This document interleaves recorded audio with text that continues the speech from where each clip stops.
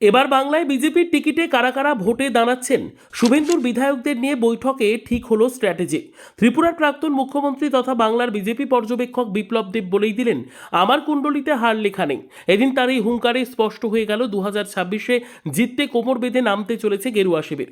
অমিত শাহের বেঁধে দেওয়া ডেডলাইনের পর মঙ্গলবার বিধানসভায় বিরোধী দলনেতা শুভেন্দু অধিকারীর ঘরে বসেছিল বিজেপির রণকৌশল নির্ধারণের এক রুদ্ধদ্বার মেগা বৈঠক।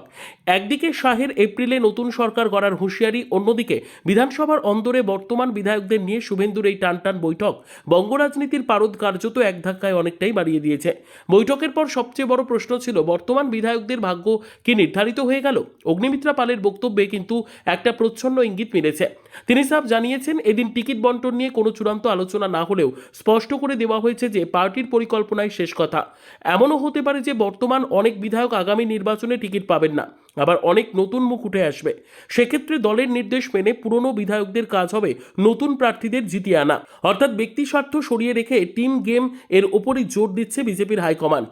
বৈঠকে উপস্থিত থেকে বিপ্লব দেব বিধায়কদের সঙ্গে সরাসরি জানতে চান কেন্দ্রীয় নেতৃত্বের কাছ থেকে তাদের প্রত্যাশা ঠিক কি কি। সূত্রের খবর, মূলত তিনটি বিষয়ের ওপর ভিত্তি করে স্ট্র্যাটেজি সাজানো হয়েছে।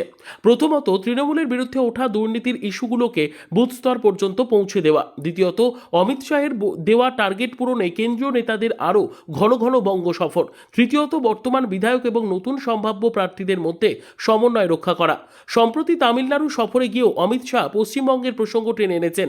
হরিয়ানার হ্যাট্রিক জয়ের উদাহরণ দিয়ে তিনি দাবি করেছেন 2026-এ বাংলাতেও পদ্ম ফুটবে। শাহের সেই আত্মবিশ্বাসকেই এদিন বিধানসভার বৈঠকে অক্সিজেন হিসেবে ব্যবহার করেছেন শুভেন্দু অধিকারী ও বিপ্লব দেব। বিপ্লব দেব বলেন, আমার কুণ্ডলিতে হার নেই। বিশ্লেষকদের মতে বিপ্লব দেবের এই মন্তব্য আদতে নিচুতলার কর্মীদের চাঙ্গা করারই এক কৌশল।